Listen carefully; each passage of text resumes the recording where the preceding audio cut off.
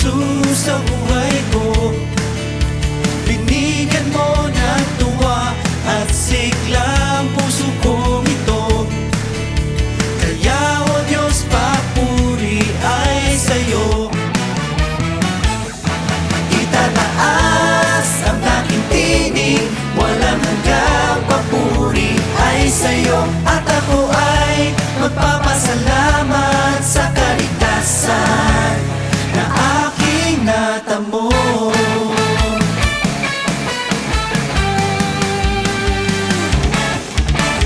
Dati-rati ang buhay, punong-puno ng lumbay, walang pag-asa at nagdurusa. Ngayon'y naging anak niya. Akin ngang natagpuan, ikaw Jesus sa buhay ko. Binigyan mo ng tuwa at sigla ang puso kong ito. Kaya o Diyos, papuri ay sa'yo. Itataas ang aking tinig, walang hanggang papuri ay sa'yo. At ako ay magpapasalamat sa kaligtasan na aking natamo. Taas po natin ang ating mga tinig sa ating Diyos na buhay. Palakpak po natin ang ating mga kamay. Tumalon po tayo, sumayaw at sumigaw. Dahil sa pag-ibig mo, O Diyos, dahil sa pag-ibig mo, O Diyos, dahil sa pag-ibig mo, O Diyos, ako ay naligtas. Dahil sa pag-ibig mo, O Diyos, dahil sa pag-ibig mo, O Diyos, dahil sa pag-ibig mo, O Diyos, ako ay naligtas. Dahil sa pag-ibig mo, O Diyos, dahil sa pag-ibig mo, O Diyos, dahil sa pag-ibig mo, O Diyos, ako ay naligtas. Dahil sa pag-ibig mo, O Diyos, dahil sa pag-ibig mo, O Diyos, dahil sa pag-ibig mo, O Diyos, ako ay naligtas. Itataas ang aking tinig, walang hanggang papuri ay sa'yo. At ako ay magpapasalamat sa kaligtasan na aking itataas ang aking tinig, walang hanggang papuri ay sa'yo. At ako ay magpapasalamat sa kaligtasan na aking natamo.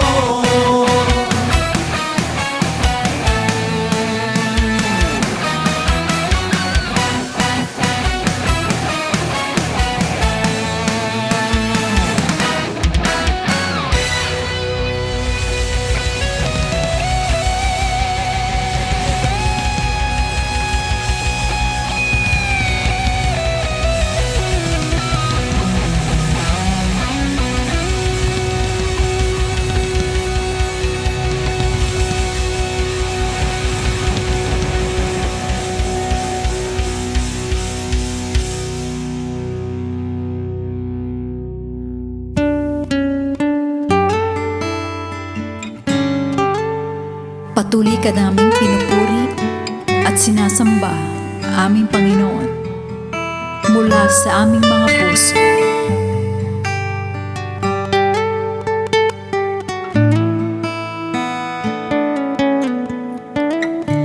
Panginoon, kay buti mo sa lahat ng panahon, sa dalangin may tugon. Dakilang iyong biyaya,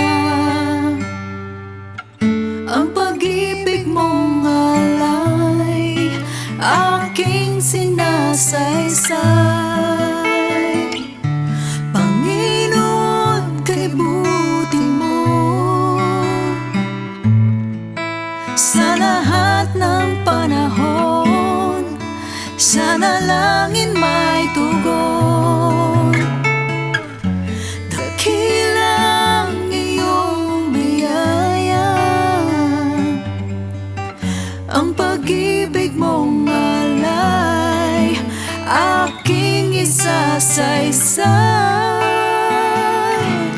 O Diyos, Ikaw ang Hari at Panginoon, tunay na kalakasan ko, gabay kang totoo. Purihin ka, sambahin ka ng lahat ng nilalang. Panginoong Jesus, kay buti mo sa akin.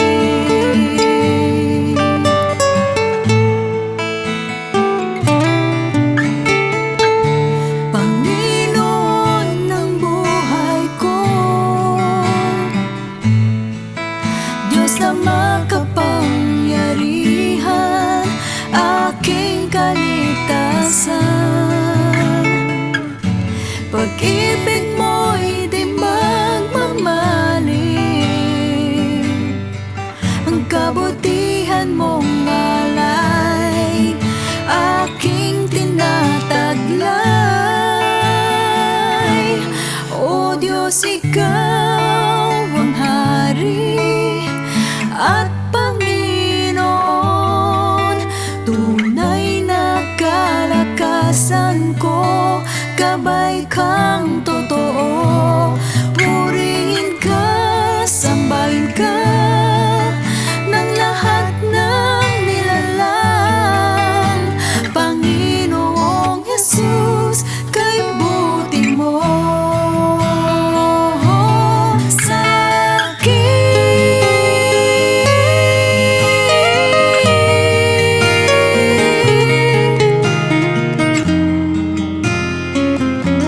Purihin ka aming Panginoon. Ang kabutihan mo di magbabago habang panahon. Salamat sa pag-ibig. O Diyos, Ikaw ang Hari at Panginoon, tunay na kalakasan ko, gabay kang totoo. Purihin ka, sambahin ka ng lahat ng nilalang. Panginoong Jesus, kay buti mo. O Diyos, Ikaw ang Hari at Panginoon, tunay na kalakasan ko, gabay kang totoo. Purihin ka, sambahin ka ng lahat ng nilalang. Panginoong Jesus, kay buti mo sa akin.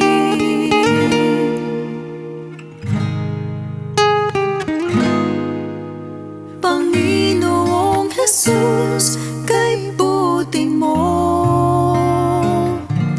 sa akin.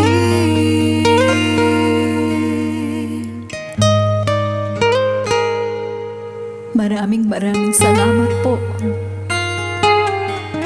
aming Panginoon Jesus.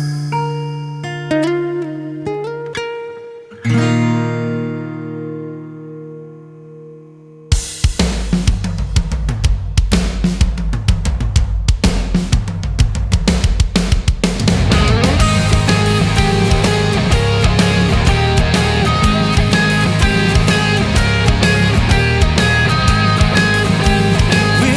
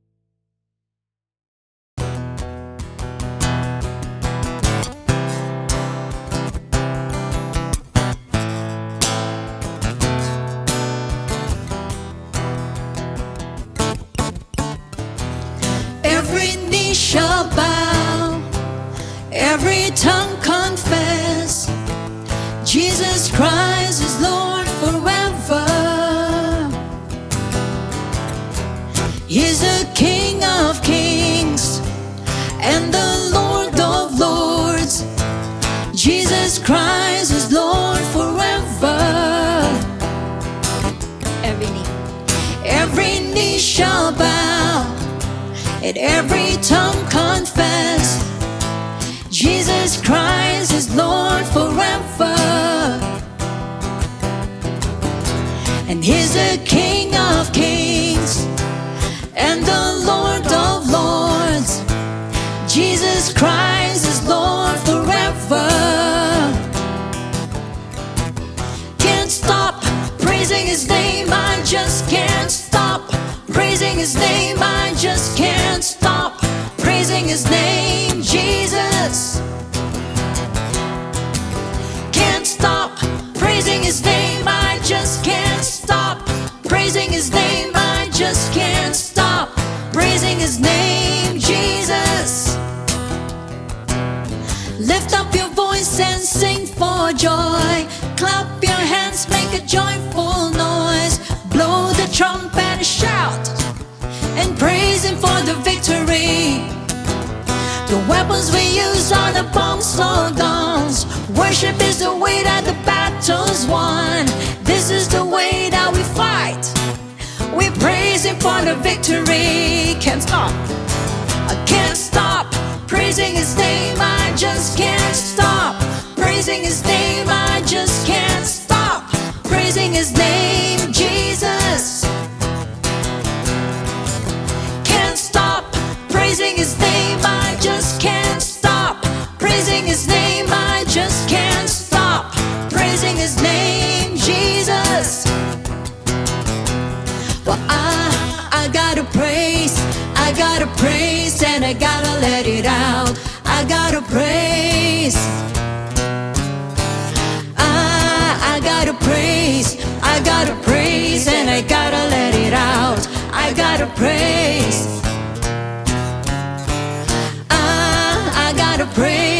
I gotta praise, and I gotta let it out. I gotta praise. Last time.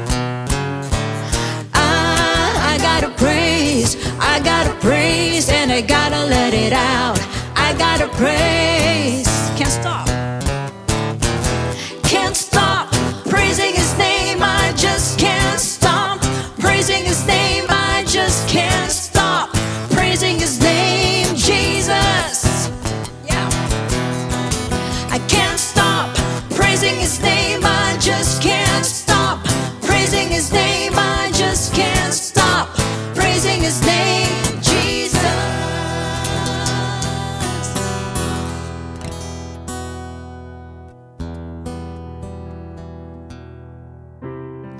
Praise the Lord! Happy New Year, everyone! On behalf of our beloved Bishop Louis and Pastor Norma, I would like to welcome everybody to our first GBS for the year 2025.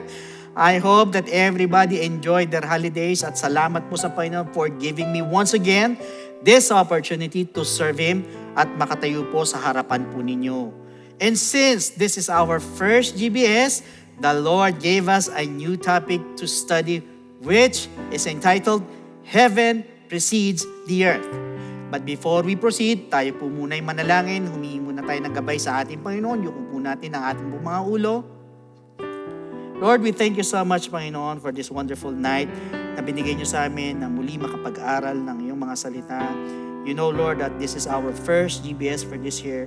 Lord, we pray again for your guidance, Panginoon.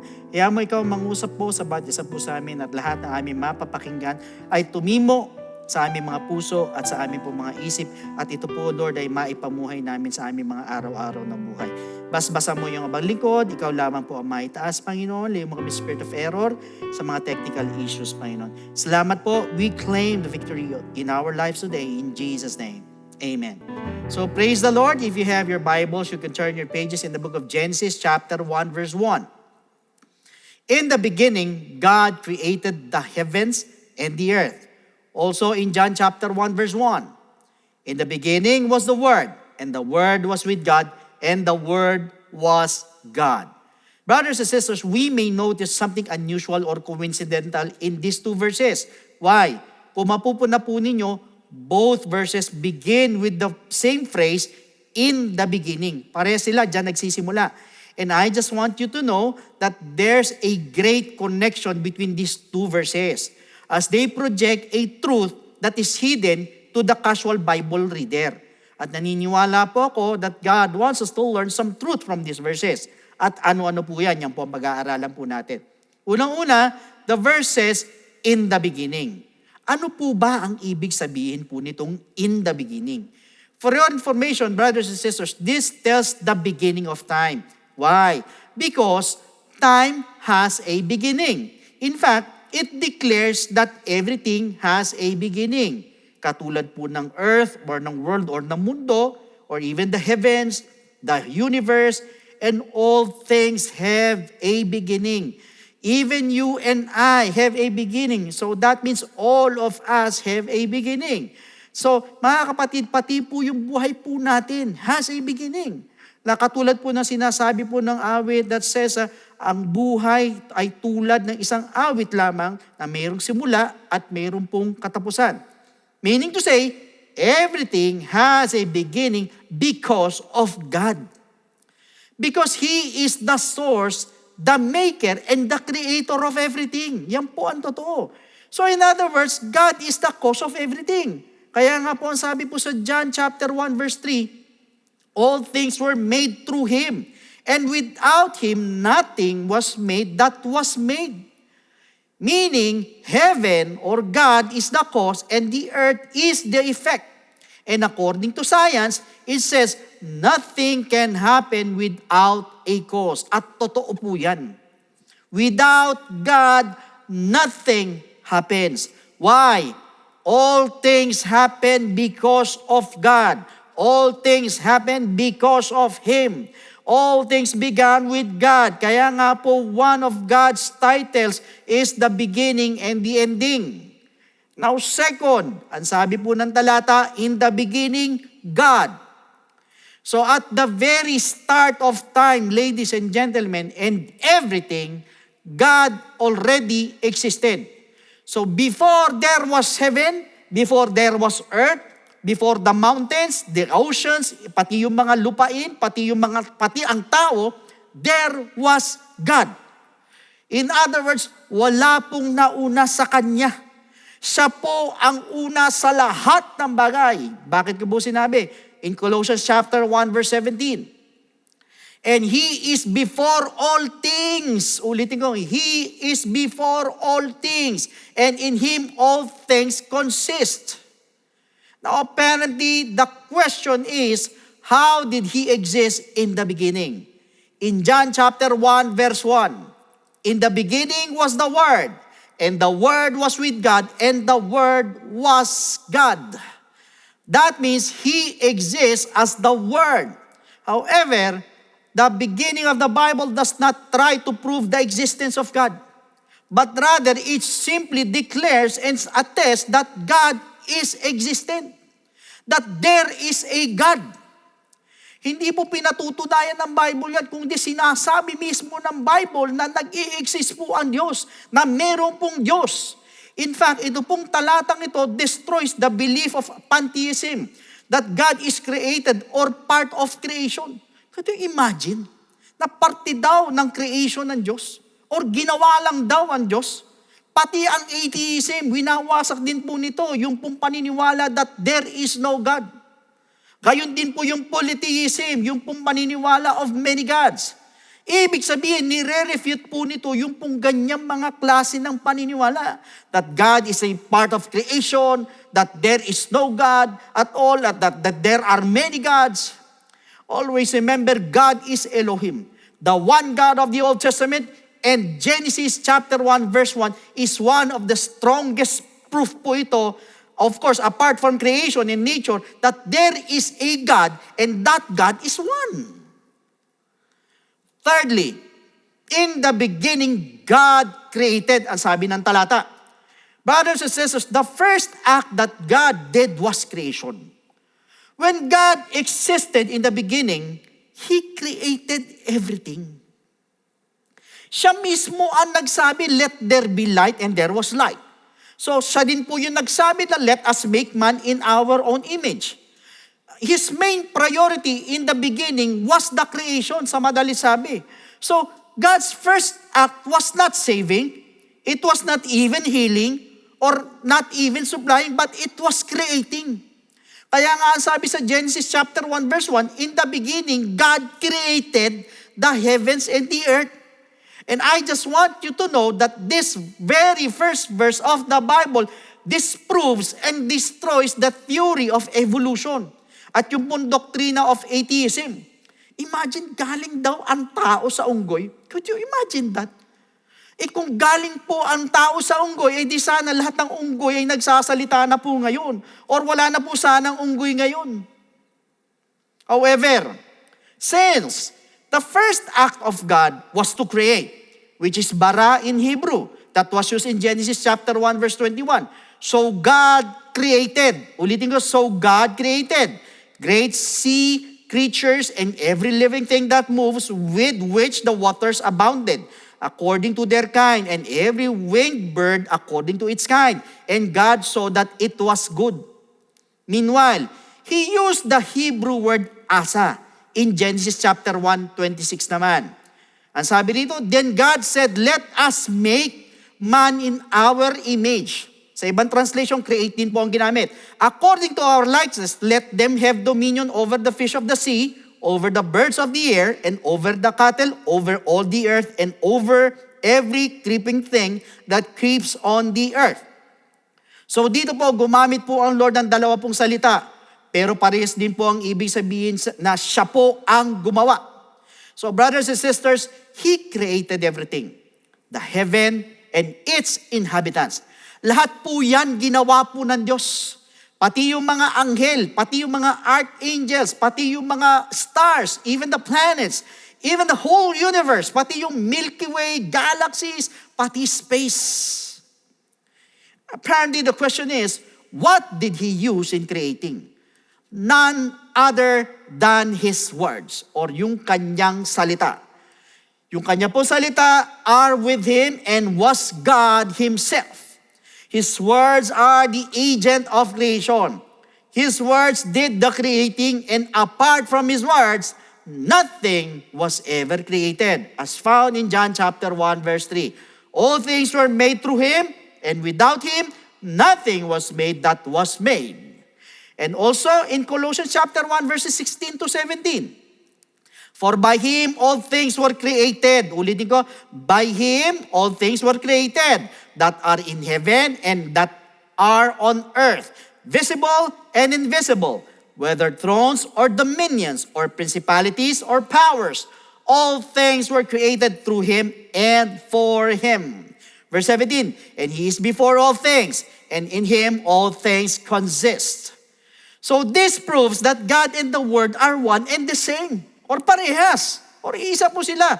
Because in Psalms 33 verse 6, by the word of the Lord, ulitin ko, by the word of the Lord, the heavens were made, and all the hosts of them by the breath of His mouth.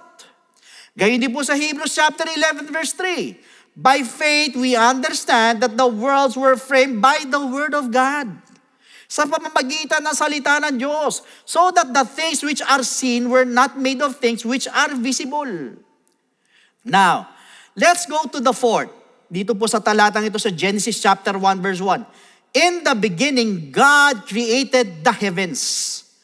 For your information, dito nyo po makikita how organized God is. That means our God is an organized God. Maayos or Diyos ng kaayusan po ang ating Diyos. He works with a timetable. He works with a plan. And He works with order. Na dapat ganun din po tayo. Meron po tayong plano sa buhay. Dapat may timetable tayo. Dapat merong kaayusan, katulad din po ng Diyos. Pero hindi po pwedeng, hindi po kasama ang Diyos sa mga plano po natin. Dapat siguraduhin po natin, God is always included in our plans. At hindi lang po yan, God had a priority. The first thing that He ever created was the heavens. So yung pong vast space where He dwells. Yung pong heaven is higher than the earth. and was made for the angels and God. So para po sa Diyos, heaven is first. Pirming una po yan. And never will be second. That means, ang order or ang pinaka-order or kaayusan po is heaven, susunod lang po ang earth. So there were 3 heavens that God made. Ano-ano po itong 3 heavens na ito? The first heaven, yung pong atmosphere. This is the home of the birds. At saka yung mga clouds nandyan. Ang sabi po sa Daniel chapter 4 verse 12. Its leaves were lovely, its fruit abundant, and in it was food for all. The beasts of the field found shade under it. The birds of the heavens dwelt in its branches, and all flesh was fed from it. Now, if I'm not mistaken, ito rin po yung nililiparan din po ng mga eroplano. Now next, yung pong second heaven. Ito naman po is the stratosphere and beyond. So, ito po yung bahay or yung home of the sun, pati po yung moon, pati yung mga stars and other planets. As said in Psalms chapter 8 verse 3, when I consider your heavens, the work of your fingers, the moon and the stars, which you have ordained. Now, punta tayo sa pangatlong heaven or yung pong third heaven, which is the paradise. So this is the home of God. Pati po ng mga angels and yung mga departed saints. For your information, si Apostle Paul po went to this heaven when he was stoned and left for dead in Lystra, as found in 2 Corinthians chapter 12 verses 1 to 4. Basahin po natin.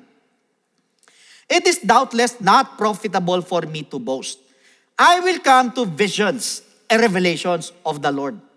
I know a man in Christ who 14 years ago, whether in the body, I do not know, or whether out of the body, I do not know. God knows. Such a one was caught up to the third heaven. Ulitin ko. Such a one was caught up to the third heaven. Verse 3, and I know such a man, whether in the body or out of the body. I do not know. God knows. How he was caught up into paradise. Ulitin ko. How he was caught up into paradise and heard inexpressible words. So, ibig sabihin, nakita niya po yung paradise. At halos hindi niya ma-explain yung inexpressible words. Imagine that. So, hindi lang yan mga kapatid. Also, ang heaven po dwells righteousness. Kaya nga sabi sa 2 Peter chapter 3 verse 13, nevertheless, we according to His promise, look for new heavens and a new earth, in which righteousness dwells. Ibig sabihin, it is a perfect place of beauty, of peace, and purity.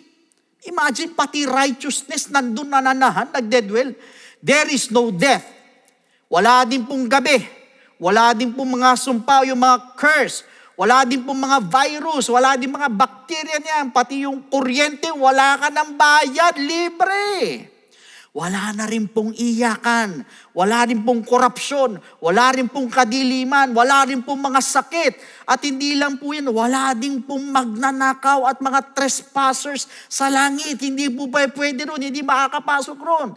At ang matindi, God prepared us mansions in heaven. Na binanggit po sa John chapter 14 verse 2. In my Father's house are many mansions. Ang dami daw mansyon sa langit, sa Father's house. If it were not so, I would have told you.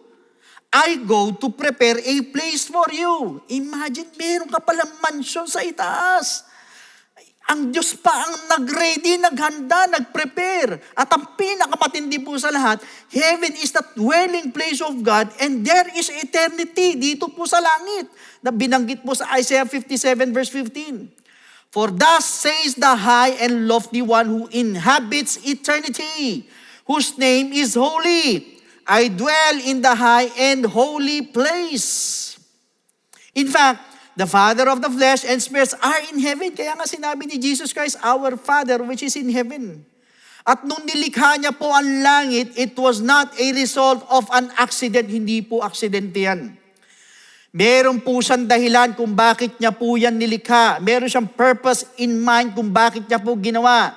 And that purpose is for you and me.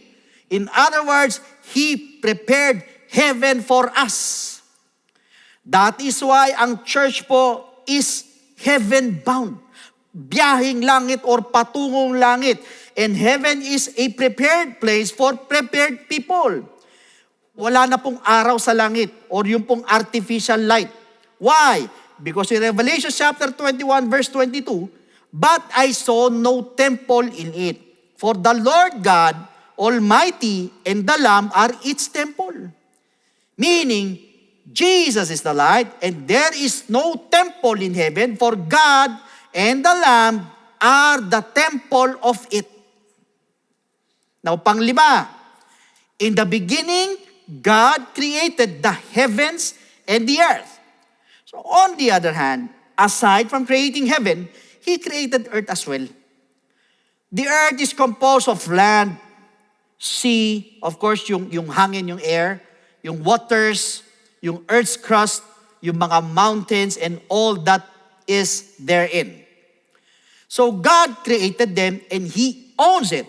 Na sinabi po sa Job chapter 41 verse 11, who has preceded me that I should pay him? Everything under heaven is mine. Ulitin ko, everything under heaven is mine. That means, sa Kanya po ang lahat. Pati ang mundo or ang buong mundo or anuman ang nasa ibaba ng langit ay sa Diyos mo lahat yan. However, brothers and sisters, have you noticed that God created the heavens first and then yung earth?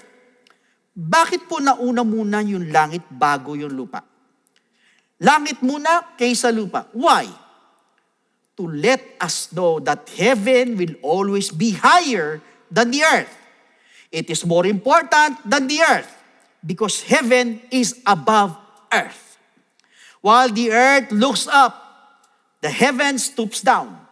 So ibig sabihin ng tao nakatingala sa Diyos at ang Diyos naman ay nakatingin sa tao. So the reason God made heaven first is He wants us to teach a lesson. Pagdating po sa order or pagdating sa sequence, heaven is first. Ang heaven po in the Bible figuratively speaks of God. If we are familiar with the story of the prodigal son, ang sabi niya, Father, I have sinned against heaven. Bakit niya sasabihin to? Ang sabi ng alibughang anak. Sa madalit sabi, alam ng prodigal son that he sinned against heaven. Alam niya na mas mataas ang langit. Or he sinned against God. Because God is heavenly and man is earthly. So, ang ibig sabihin, we need God more than material or earthly things in this world. So, please do not get offended. Ang iba po kasi, mas nakafocus po tayo sa material na lang. Nawawala na po ng panahon sa Diyos or pagdating sa spiritual. Payaman ng payaman, impok ng impok, palaki ng negosyo. Hindi ko naman po sinasabing masama. Pero ano po sabi ni Jesus Christ? Lay not up riches or treasures on earth. Bakit? Kasi nabubulok yan eh. Ibig sabihin, magpayaman daw po tayo sa langit. Not on earthly things, but rather on spiritual things. That means, unahin po natin ang kaharian po ng Diyos. Na sinabi po sa Matthew 6:33, but seek ye first the kingdom of God. And truth be told, and is the certainty of life, that death is inevitable. Pag namatay ka, iiwanan mo ang lahat ng yan. Wala kang madadala kahit 5 sa langit, kahit 1 sa langit, kahit gaano ka pa kayaman, yan po ang totoo.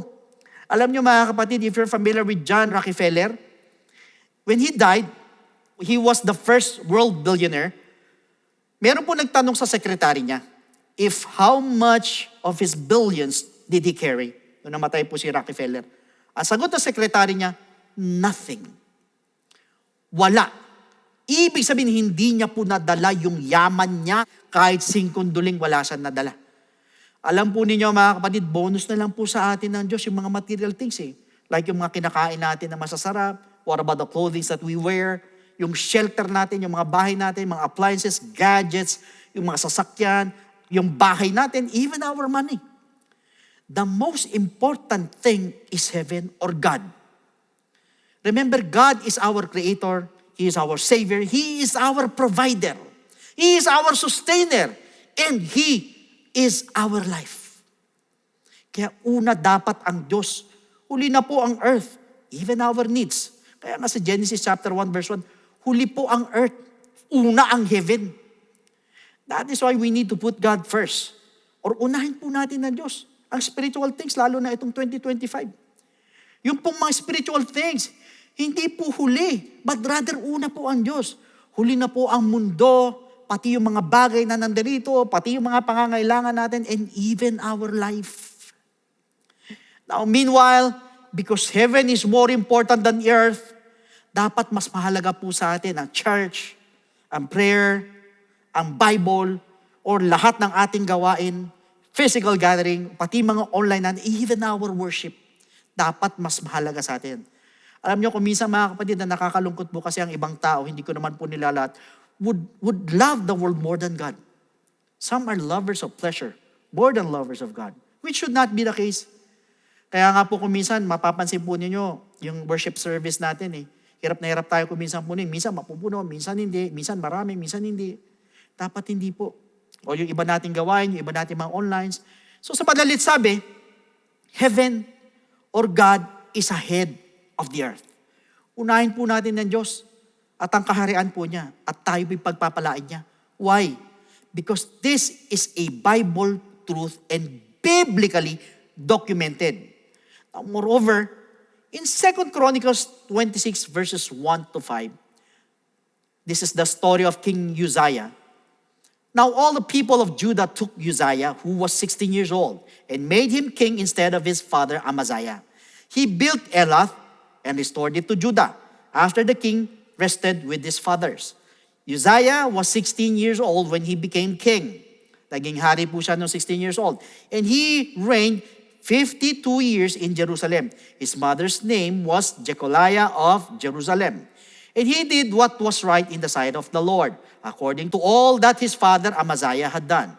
He sought God in the days of Zechariah, who had understanding in the visions of God, and as long as he sought the Lord, God made him prosper. So ito po yung storya ni King Uzziah, and I just want you to know that the kingdom of God and His righteousness is the top priority for King Uzziah. Yan po ang ginawa ni King Uzziah. Kaya nga sinabi ng verse 5 he sought God in the days of Zechariah. Na sinasabi rin ng talata sa bandang baba ng verse 5, as long as he sought the Lord, God made him prosper. Yan po yung ginawa niya. Hinanap niya ang Diyos, inuna niya ang Diyos, siya ang priority niya. So mga kapatid, we must be kingdom conscious and be obsessed with it. We must work to expand the kingdom of God. Now, talking about the kingdom of God, what is it? And what does it involve?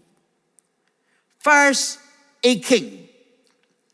For your information, every kingdom must have a king or has a king. And in the kingdom of God, Jesus Christ is the king. He is the supreme ruler. Wala na pong iba. Ang sabi sa Revelation 17:14, these will make war with the Lamb, and the Lamb will overcome them. For He is Lord of lords and King of kings. Hari ng mga hari. And those who are with Him are called chosen and faithful. Now second, doon po sa kingdom of God, it also involves a law or constitution. Now, the law governs the kingdom. And in the kingdom of God, it is none other than the Word of God or the Bible. Yung pong salita po niya is our constitution or bylaws. Ang Biblia po is our rule of faith. Ito po yung utos ng hari na hindi mababali. Pangatlo, a territory or geographical location or jurisdiction, yung pong kinasasakupan. So the location is in the heart of believers. Bakit ko po sinabi? Luke 17:21. For indeed, the kingdom of God is within you. Nasa iyo, nasa puso mo. Kaya po, yan po yung pinaka-location or geographical location po ng kingdom ng ating Panginoon. Now next, yung pong subjects. The subjects are the born-again children of God. The born-again believers, or the believers I should say, wherein God reigns as King and Lord through the Holy Spirit. However, another question is, when does this kingdom come? Kung mapupuna po ninyo, ang pattern po ng prayer ng ating Panginoon, as He taught that thy kingdom come on earth as it is in heaven. Meaning to say, God's kingdom is realized in the Holy Ghost. Binanggit po sa Romans 14:17. For the kingdom of God is not eating and drinking, but righteousness and peace and joy in the Holy Spirit. So when the Holy Ghost or the Holy Spirit comes into your heart, or when you receive the Spirit of baptism, when you were baptized by the Holy Spirit, the kingdom lives in you. It is being established in your heart, as said in Luke 17:21. That is why from now on, brothers and sisters, let us bear in our hearts, in our mind, that heaven would always precede the earth. That God is always on top of our list, not anything else, and never be the last. Meanwhile, to all our first-time viewers, tonight we have heard how important to give priority to God. Who should be the top of our list? Dapat siya yung una. Siya yung pinakaibabaw. Kaya nga sinabi sa Matthew 6:33, binanggit kanina, but seek ye first, and all these things shall be added unto you. And if you want these things to be added unto you, yung mga pangangailangan mo sa buhay, yung mga hinihingi mo, unahin mo siya sa pamamagitan ng pagtanggap sa Kanya and by believing in His gospel for you to be saved. Now, so please listen to me sa mga first-time viewers. Pag sinabi natin salvation, in Ephesians chapter 2, verse 8, it says, for by grace you have been saved through faith. Malinaw po na sinabi ng talata that we are saved by grace through faith. Kaya alam mo ang tanong, saan po tayo mananampalataya at maniniwala? That is the question. It is found in 1 Corinthians chapter 15, verses 1 to 4.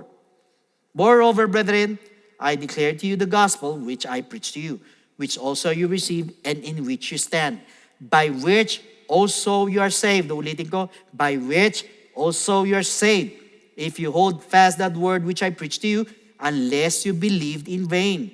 For I delivered to you first of all that which I also received, that Christ died for our sins according to the Scriptures, and that He was buried, and that He rose again the third day according to the Scriptures. Somebody sabi, the gospel of Christ is the death of Christ, the burial of Jesus Christ, and the resurrection of Jesus Christ. Yan po yung gospel ng ating Panginoon. Kailangan po natin sampalatayanan at paniwalaan. Kaya lang po ang tanong, is believing enough? Pag tayo po ba'y naniwala sa death, burial, and resurrection, tapos na, hihinto na po tayo dun, or tutuldok na po tayo dun, wala na po tayong gagawin. Alam nyo po, ang sabi po sa 1 Peter chapter 4, verse 17, for the time has come for judgment to begin at the house of God. And if it begins with us first, what will be the end of those who do not obey the gospel of God? Ano daw ang katatapusan? Ano daw ang dulo doon sa hindi sumunod sa gospel ng ating Panginoon? Sa madali sabi, the gospel of Christ must be obeyed. Pag tayo po'y nanampalataya, tayo po'y naniwala, kailangan lakipan po natin ng pagsunod. Hindi po tayo matatapos sa believing, but rather we need to obey the gospel of Jesus Christ. But the question is, how will you obey? It is found in the book of Acts chapter 2, verse 38. Then Peter said to them, repent, and let every one of you be baptized in the name of Jesus Christ for the remission of sins, and you shall receive the gift of the Holy Spirit. Now, first is repentance. We're going to ask for forgiveness. We're going to confess our sins. Hingi po tayo ng tawad sa ating Panginoon. At naniniwala po ko, basta nandoon po yung genuine repentance, diyan po nakatingin ang ating Panginoon, yung pong ating pong taus-puso na pagsisisi. Believe me, brother, sister, my friend, the Lord is willing and able to forgive your sins. Kahit gaano kapigat ang nagawa mo, kahit gaano kadami ang kasalanan mo, kahit gaano karami ang mga kamalian mo, for as long as andoon yung genuine repentance sa puso mo, the Lord is willing and able to forgive your sins. Diyan din po papasok yung pong death to sin. So yan po yung unang step, we need to repent. Second, we need to be baptized in the name of Jesus Christ. So tayo naman po ibabautismoan sa tubig, ilulubog po tayo sa tubig in the name of Jesus Christ po yan. At ang sabi po sa Romans chapter 6 verse 4, therefore, we were buried with Him through baptism into death. Wouldn't go, we were buried with Him through baptism into death. That just as Christ was raised from the dead by the glory of the Father, even so we also should walk in newness of life. Sa madalit sabi, we need to be baptized in the name of Jesus Christ. Why? Dahil para bagang inililibing naman po natin ang ating po mga kasalanan, kasabay naman po ng paglilibing kay Kristo. And take note, hindi po ito paghuhugas ng dumi ng katawan, kundi ito po'y pag-alis po ng ating po mga kasalanan. So yan po yung pangalawang step, we need to be baptized in the name of Jesus Christ. Now the third step is we need to receive the gift of the Holy Spirit. Diyan naman po papasok ang ating transformation, yung ating mga regeneration. Sa madalit sabi, tayo'y mababago na po, na nabanggit po sa Romans 8:11, ganyan din po sa Titus chapter 3 verse 5. In fact, once we receive the gift of the Holy Spirit, we're also receiving power. Sa lahat ng mga first-time viewers, aminin nyo man, hindi lahat tayo may kahinaan.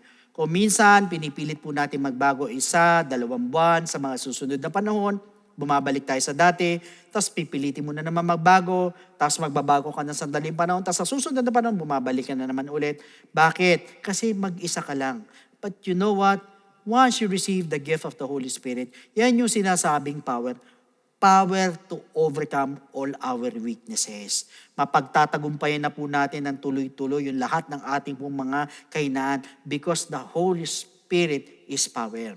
In fact, yan din po yung magpapaalala po sa atin para makasunod po sa kalooban po ng ating Panginoon. So take note, ito pong tatlong bagay na ito ay kailangan maganap po sa atin. First, we need to repent. Second, we need to be baptized in the name of Jesus Christ. And thirdly, we need to receive the gift of the Holy Spirit. And that is what we call the good news. And that is the gospel of Jesus Christ. So at this moment, sa lahat po ng first-time viewers, pwede po ba na itaas po natin ang ating dalawang kamay bilang tanda ng pagsuko? Yuko natin ang ating pumaulo. At habang binabanggit po natin ang panalangin nito, nandun yung taos puso na tayo po humihingi ng tawad sa ating Panginoon. Kung pakiramdam mo, madami kang kapalpakan, marami kang kamalian na nagawa, sumunod ka lang sa maikling panalangin nito at pagsisihan mo ng gusto yung mga pagkukulang at pagkakamali mo sa ating Panginoon. So please repeat after me with this prayer habang nakataas ang dalawang kamay at nakayuko ang mga ulo. Pikit po ninyo yung mga mata. Panginoong Jesus, lumalapit po ako sa iyo bilang isang makasalanan. Patawarin mo po ako sa lahat ng aking mga pagkakamali at pagkukulang. Sa oras na ito, tinatanggap po kita bilang sariling tagapagligtas at tinatanggap po kita bilang Diyos ng aking buhay. Naniniwala po ako na ikaw ay namatay, ikaw ay nilibing, at sa ikatlong araw ay nabuhay na magmuli. Tulungan mo po ako makapagsimula ng bagong buhay at idagdag mo po ako sa iyong kaharian. Maraming salamat po sa pangalan ni Jesus. Amen. Praise the Lord. Yan po yung first step. Para sa pangalawang step, sa mga interested po magpabaptize, andyan po yung ating po mga telephone numbers sa baba po ng mga screens po ninyo. Pwede po kayo tumawag dyan para makapagpa-schedule po tayo ng water baptism or otherwise. Andyan po ang ating FB page. Iwala kayo ng mensahe para masagot po namin to give you further instructions. So sa pagkakataon po ito, muli tayo po magpasalamat sa ating Panginoon bilang pagtatapos. Yuko natin ulit ang ating po mga ulo. Lord, we thank you so much for this wonderful message, Panginoon, na pinakita mo po sa amin, Panginoon, O God, na ikaw dapat, Lord, ang aming top priority, that in the beginning would always be you, would always be God, none other, not anything else, Panginoon, O God, sa aming po mga buhay, Panginoon. Salamat sa mga katuruang ito, patuloy mong ito po, Lord, ay maipamuhay namin araw-araw, Panginoon, ay maalala namin ang lahat ng aming mga napakinggan. And Lord, we look forward sa susunod na linggo, sa mga ituturo mo po sa amin, Lord. And I pray, Panginoon, continue to bless each and every one of us. Supply for our needs, Panginoon, yung mga provisions mo. Panginoon, O God, ganyan din, Lord, your protection be upon us all. Salamat po. All the things we ask in claiming the victories in our lives today, in Jesus' name. Amen. So once again, God bless every one of you, and to God be all the glory.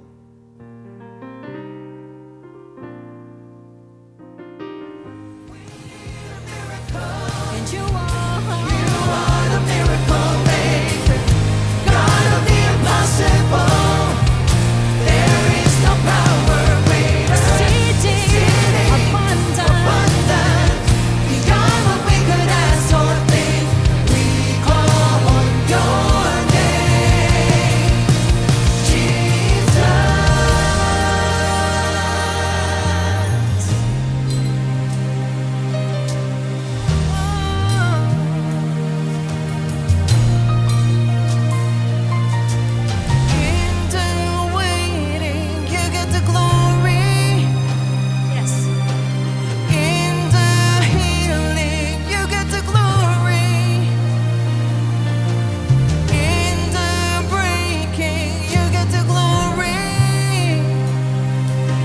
when it